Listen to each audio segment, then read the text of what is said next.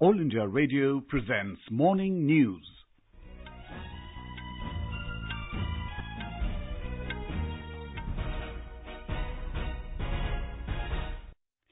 Good morning. I'm Sanjay Mattu. The headlines. Nation pays homage to Father of the Nation Mahatma Gandhi. Birth anniversary of former Prime Minister Lal Bahadur Shastri also being observed today. International Sanitation Convention being organized in New Delhi to mark the start of 150th birth anniversary celebrations of Gandhiji. Defence Minister Nirmala Sitharaman says Congress campaign over Rafale deal is sabotaging armed forces' operational readiness. Chief Justice of India Dipak Misra retires today, describes Indian judiciary as the most robust institution in the world. US President Donald Trump threatens imposition of new tariffs on imports from China. Board of Control for Cricket in India, BCCI, brought under RTI Act.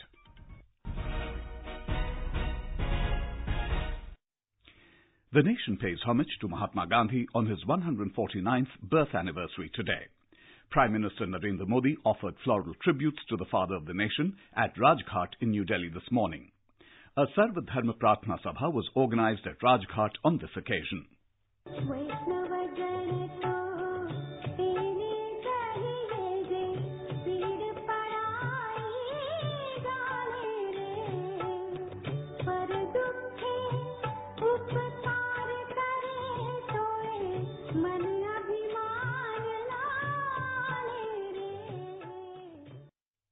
The day will also mark the launch of the 150th birth anniversary celebrations of Mahatma Gandhi.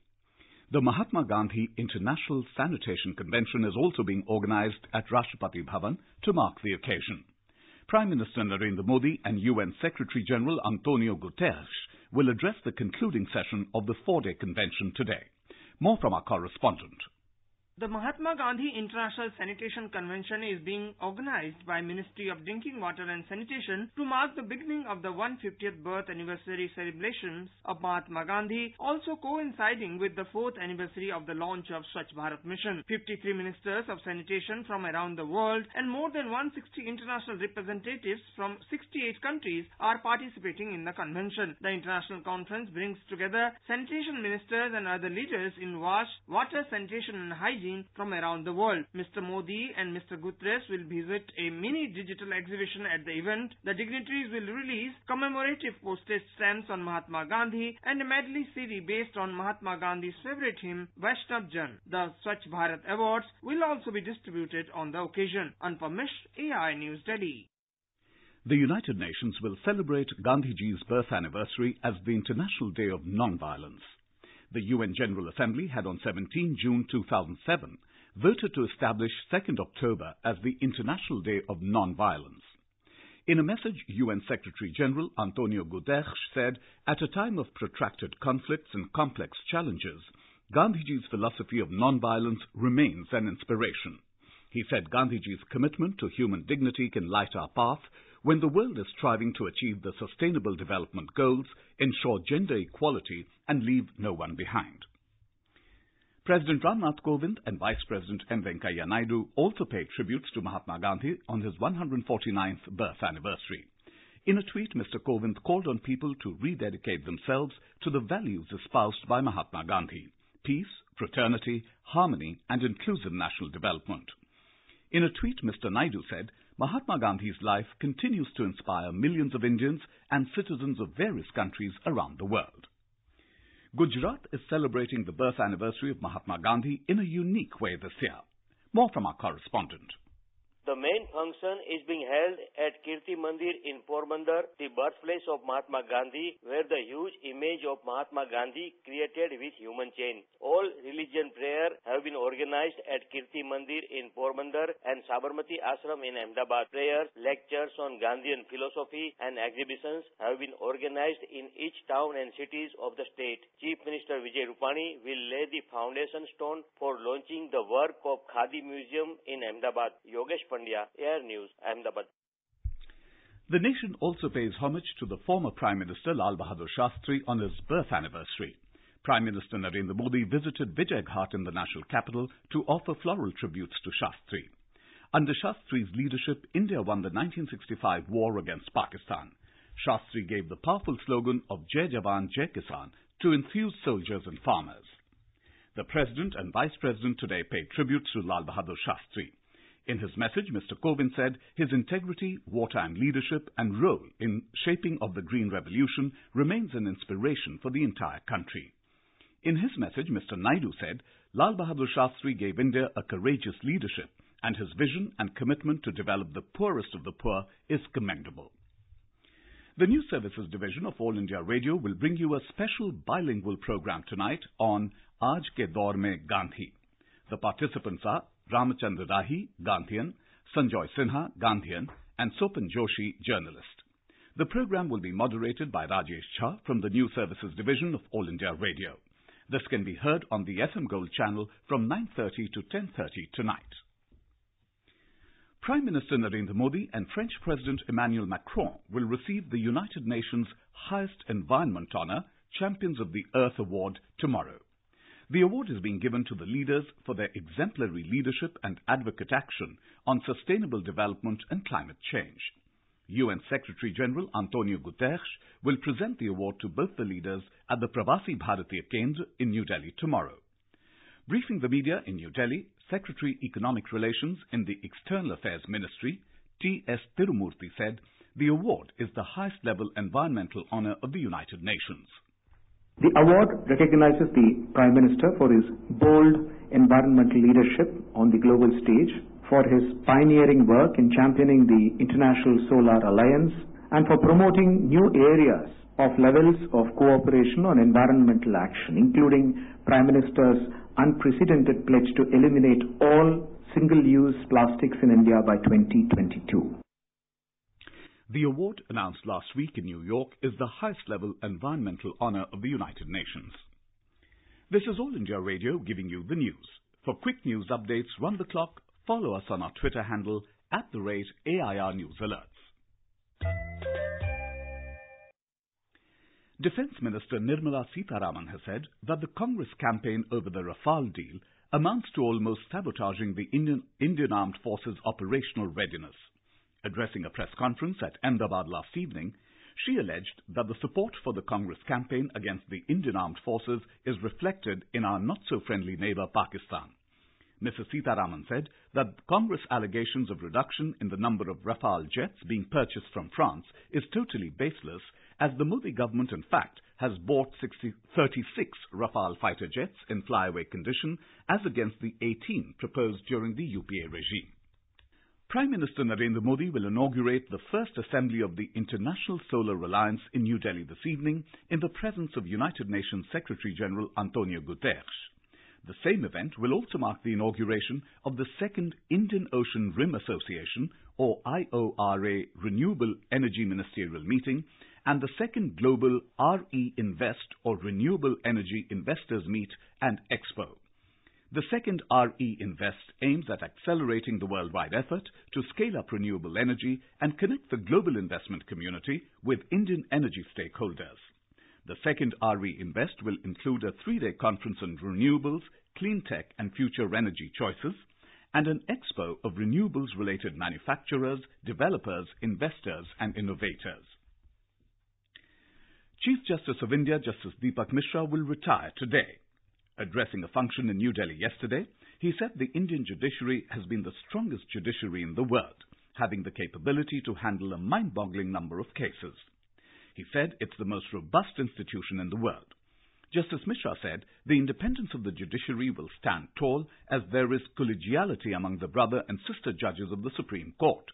He said any kind of craftsmanship cannot impact the independence of the judiciary.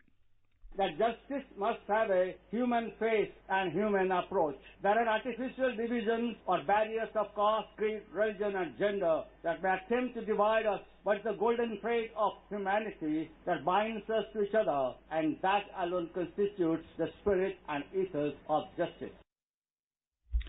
The Swachh Bharat mission brought in a lot of change in the rural areas of Telangana state, as more than 60% of villages have become open defecation free. The rural areas are witnessing a drastic change in the mindset of people towards cleanliness. Here's a ground report from our Hyderabad correspondent. Only 30% of households used to have individual toilets in the rural areas of Telangana state 3 years ago. But the Swachh Bharat mission brought in focus on the need for having individual toilets, and now more than 90% of households constructed a toilet at their home.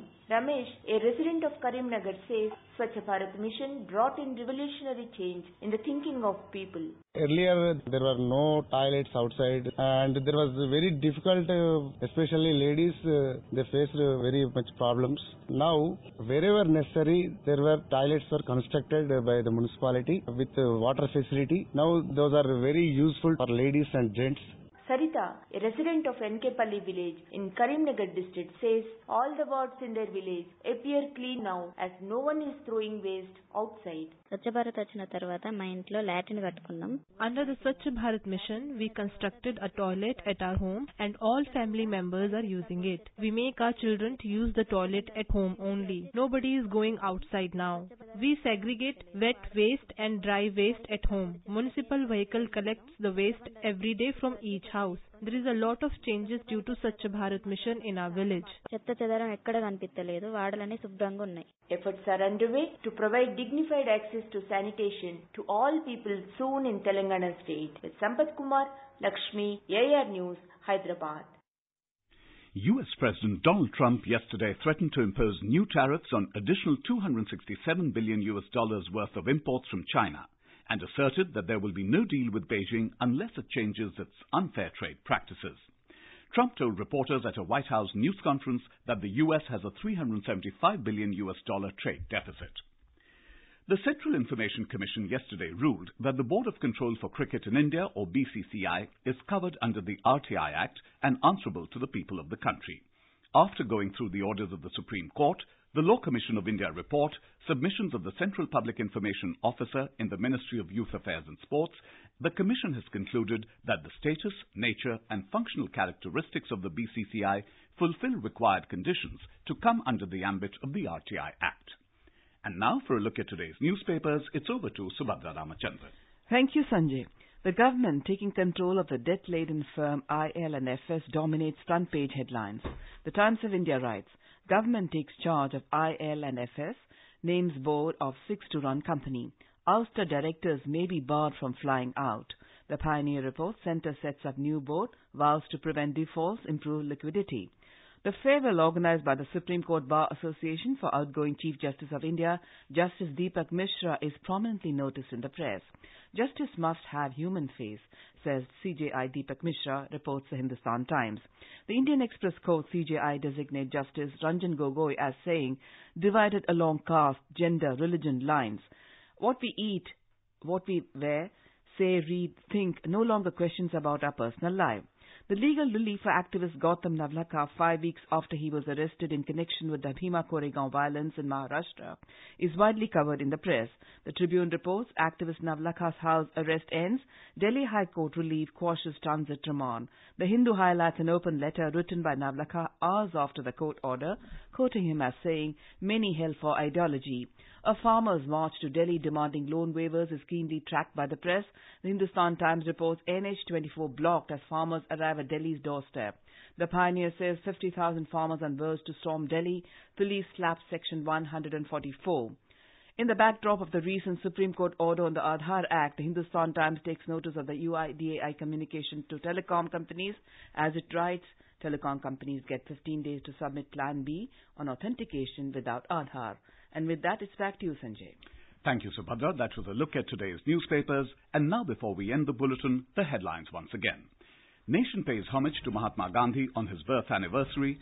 Birth anniversary of former Prime Minister Lal Bahadur Shastri also being observed today. International Sanitation Convention being organized in New Delhi to mark the start of 150th birth anniversary celebrations of Father of the Nation. Defense Minister Nirmala Sitharaman says Congress campaign over Rafale deal is sabotaging armed forces' operational readiness.